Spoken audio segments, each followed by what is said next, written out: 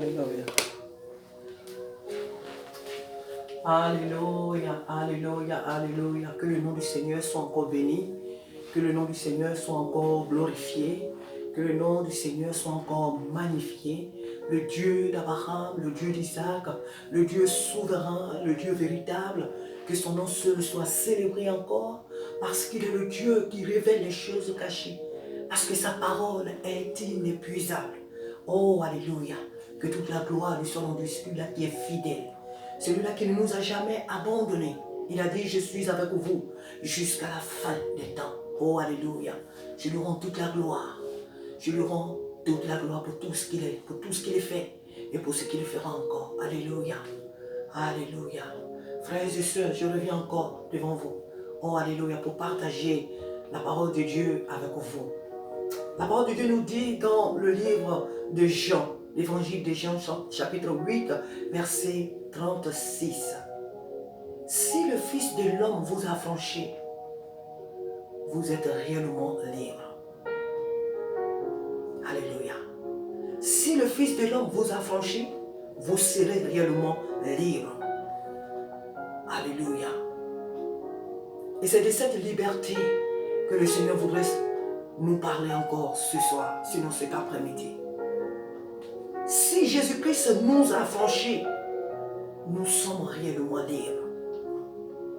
Mon frère, ma soeur, es-tu réellement libre?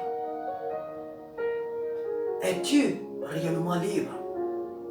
La liberté dont Jésus nous parle, ce n'est pas la liberté que donne ce monde.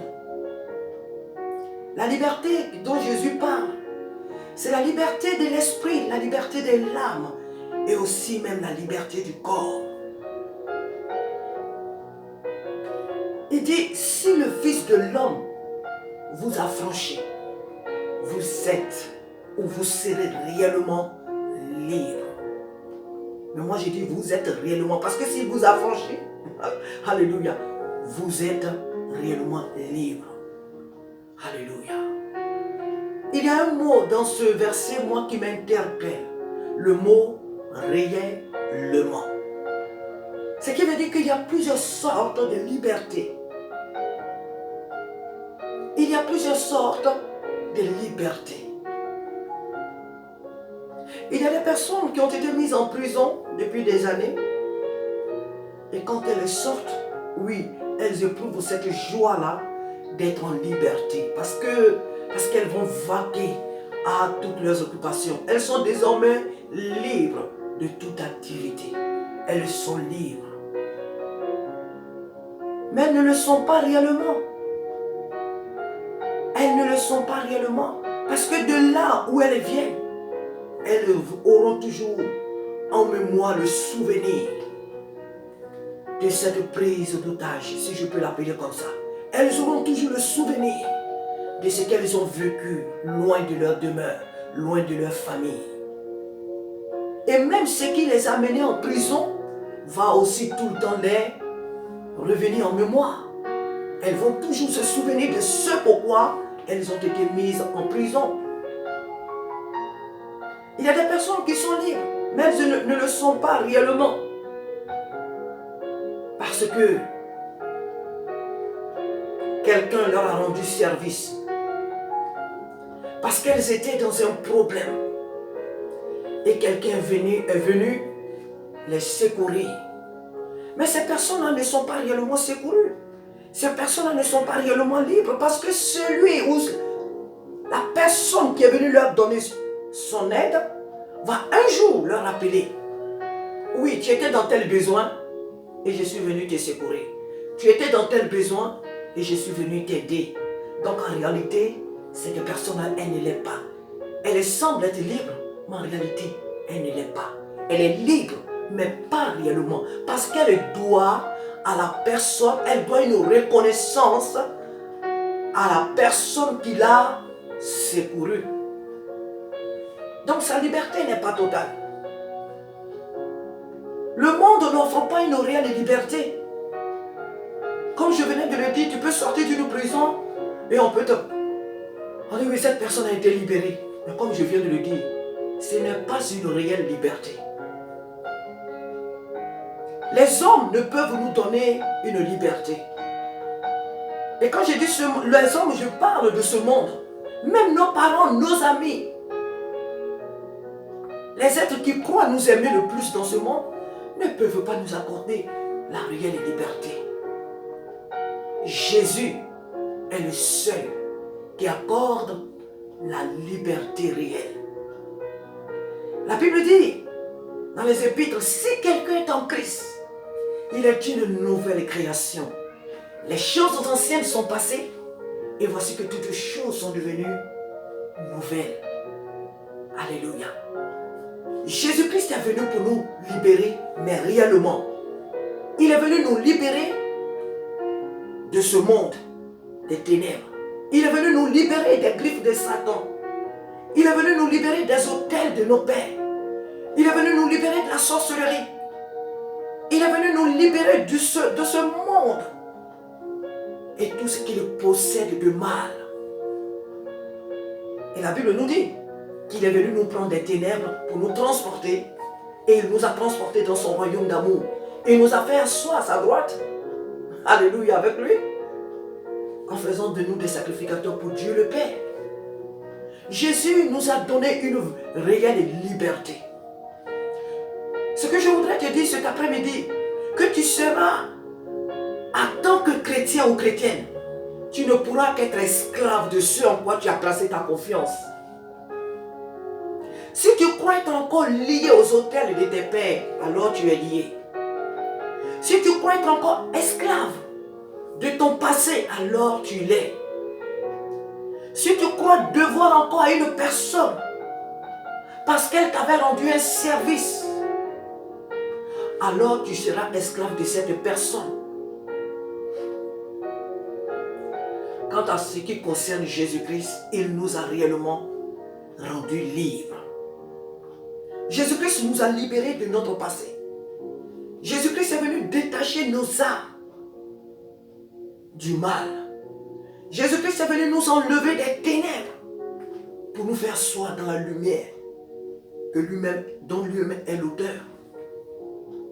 Si le Fils de l'homme vous a franchi, vous êtes réellement libre. C'est vrai, en tant qu'enfant de Dieu, nous pouvons avoir des attaques.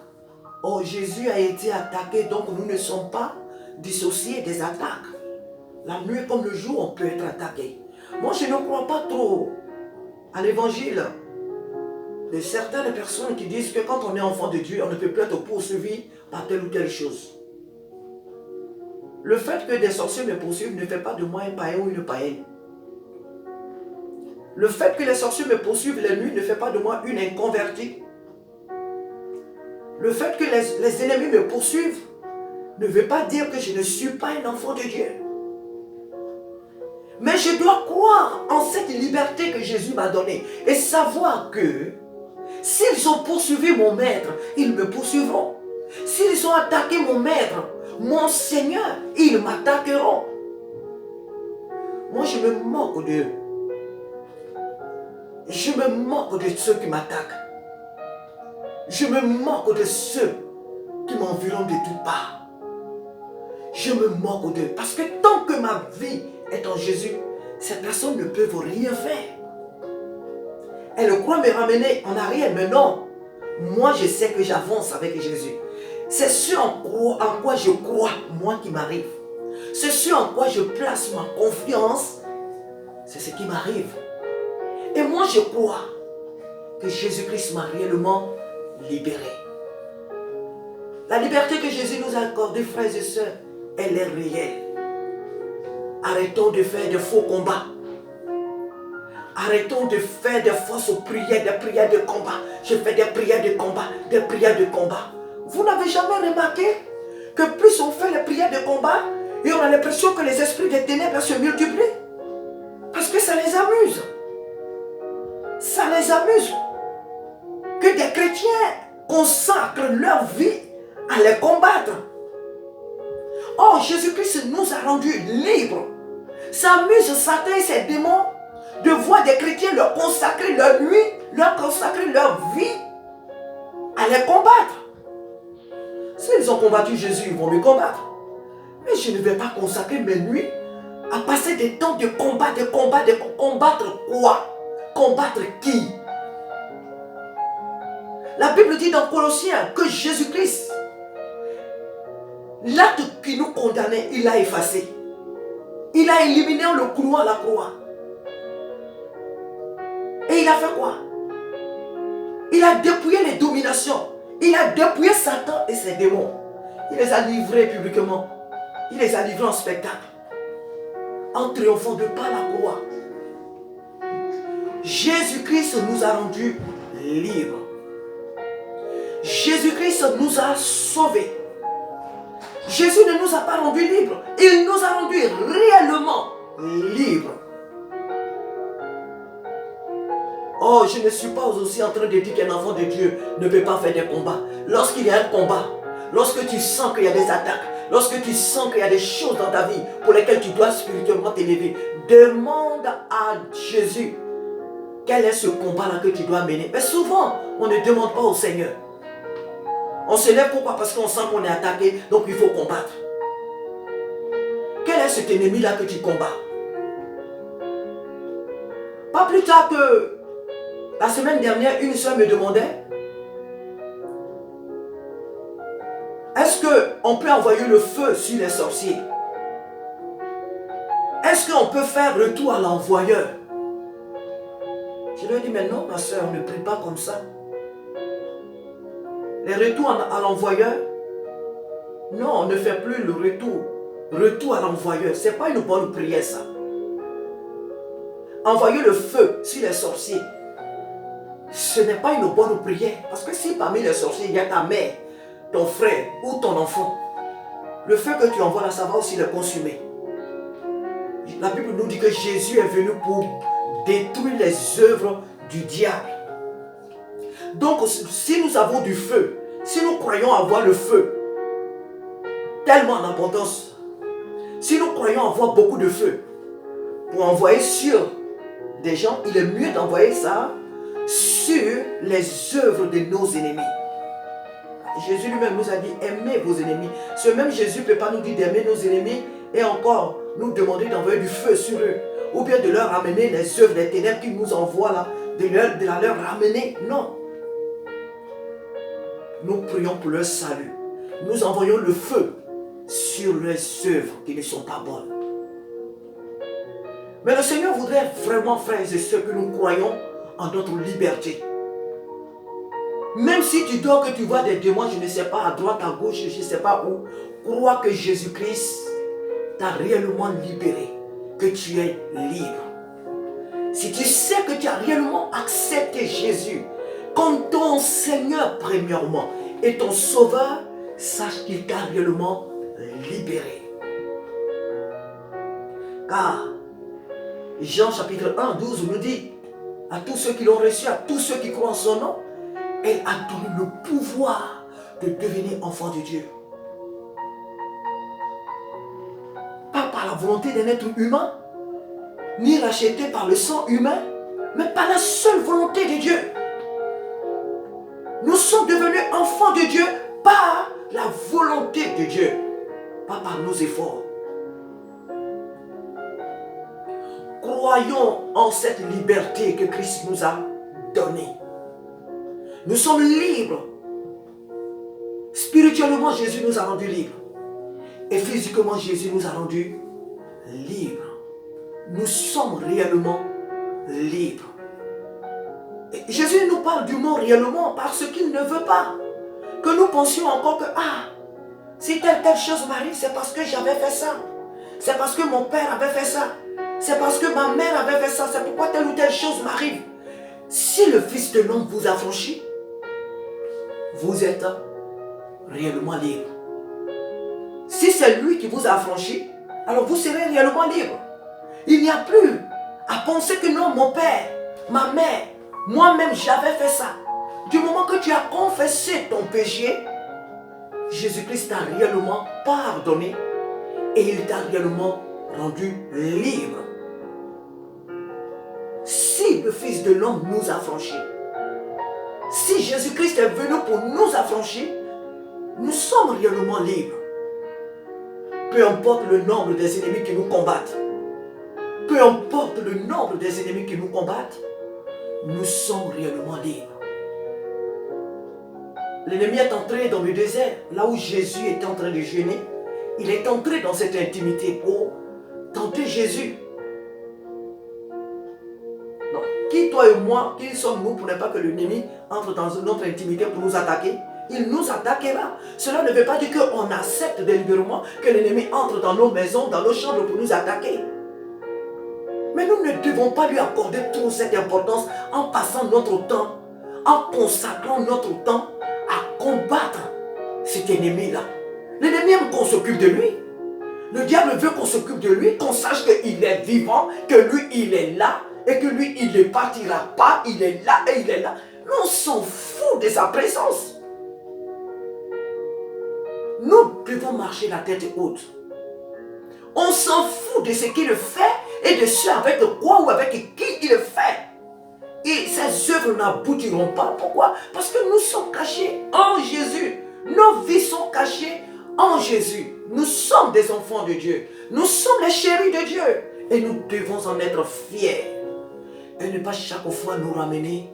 Oh, telle chose, si je ne travaille pas. Ah, si j'ai des blocages. Ceci, cela. Il n'y a que l'être humain lui-même qui peut être lui-même son ennemi. Et là, je veux parler des chrétiens. Il n'y a que toi-même. Ta manière de vivre la vie chrétienne, ta manière de considérer ce Jésus-là, qui peut mettre devant toi des barrières, des obstacles. Mais si tu as cette conviction que tu es un enfant de Dieu, aie réellement cette conviction que la liberté que Jésus-Christ a donnée, il n'y a rien de comparable. Elle est une réelle liberté. Pas une liberté comme ça. Jésus n'est pas venu comme ça dans le monde. Ah oui, il faut que j'aille pour les sauver. Ah non, comme je m'ennuie au ciel, donc je vais pour les sauver. Jésus-Christ nous a réellement rendus libres. Tout ce qu'il a fait d'une manière absolue. Il a fait avec une ferme conviction. Voilà pourquoi à la croix, il va dire, tout a été accompli. Jésus a payé le prix pour que nous soyons réellement libres. Il ne nous a pas dit les démons ne vont pas vous attaquer. Je n'ai pas vu dans la parole de Dieu où le Seigneur Jésus nous a dit non, les démons ne vous attaqueront pas. Parce que je vous ai rendu libre réellement. Donc vous ne serez plus attaqués. Je n'ai pas vu ça dans la Bible. Il dit votre adversaire, le diable, rôde autour de vous comme un lion rugissant. N'est-ce pas? Résistez au diable et il fuira loin de vous. Et si Jésus nous parle de résister, si la parole de Dieu nous dit de résister au diable, c'est qu'il veut dire que chaque jour il va nous attaquer. Mais surtout le terrain qui lui est beaucoup favorable, ce sont les pensées. Le diable va nous attaquer beaucoup par les pensées. Il va beaucoup attaquer le chrétien par les pensées. Surtout les pensées. Pour te faire douter de ta foi chrétienne, pour te faire douter de ton salut, pour te faire douter de la mort et la résurrection de Jésus.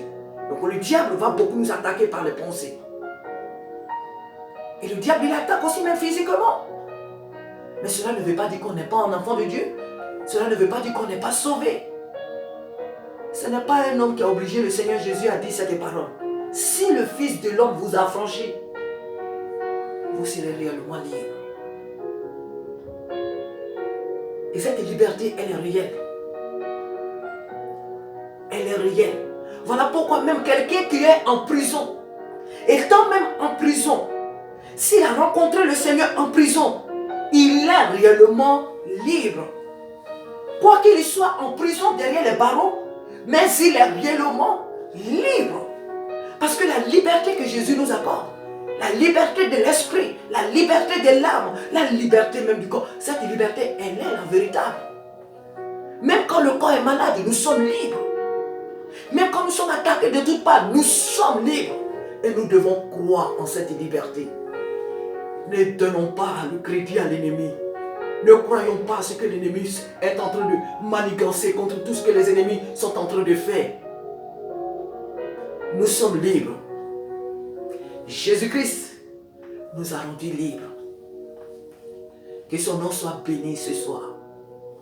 pour cette liberté réelle qu'il nous a donnée, pour cette liberté véritable qu'il nous a donnée. Nous sommes sauvés, nous sommes les chéris de Dieu, nous sommes la prunelle des yeux de l'Éternel. Nous sommes réellement libres. Croyons en cette liberté et ne laissons pas l'ennemi nous traîner dans la boue. Peu importe ses attaques, nous sommes libres. Peu importe ses ruses, lui et ses agents, nous sommes réellement libres. Que le Seigneur te bénisse, ma soeur. Je ne sais pas ce que tu traverses en ce moment, mais sache que Jésus-Christ t'a réellement rendu libre. Sache que Jésus-Christ t'a réellement libéré. Peu importe ce qui se passe dans ta vie, Jésus-Christ t'a réellement libéré. Crois en cette réelle liberté. Crois en cette réelle liberté que Jésus nous a donnée. Heureusement que c'est Jésus qui nous a donné cette liberté. Elle est la véritable. Il nous a libérés du péché. Il nous a libérés de la sorcellerie de nos pères. Il nous a libérés des autels de nos pères. Il nous a libérés de faux combats. Il nous a libérés des fausses guerres, des combats inutiles. Jésus nous a rendus libres. Marchons dans cette pensée de la réelle liberté que Christ nous a donnée. À lui seul soit toute la gloire, à lui seul soit l'honneur, à lui seul soit la majesté pour cette liberté qu'il nous a donnée par sa mort et par sa résurrection. Alléluia. Qu'il soit béni pour tout ce qu'il est, pour tout ce qu'il fait. Qu'il te bénisse abondamment, qu'il te fortifie. Et je le répète, peu importe ce que tu traverses en ce moment, ou ce que tu vas traverser, n'oublie pas que Jésus-Christ t'a libéré. Et que cette liberté, elle est réelle. Elle est accompagnée de la réalité. Elle est accompagnée de la vérité. Ce n'est pas une liberté comme ça. C'est une réelle liberté. Une liberté profonde. Une liberté qui nous détache, qui nous déconnecte de ce monde. Une liberté qui nous éloigne de ce monde. Une réelle liberté que Christ nous a donnée. Oh, soyons-en heureux. Soyons-en fiers. Parce que Christ nous a réellement rendus libres. À lui seul soit toute la gloire pour cette liberté. Sois béni ma soeur, sois béni mon frère. Et que la paix de l'Éternel des armées qui surpasse toute intelligence. Oh, alléluia. Soit ta part. Sinon je dirais, soit notre part. Amen.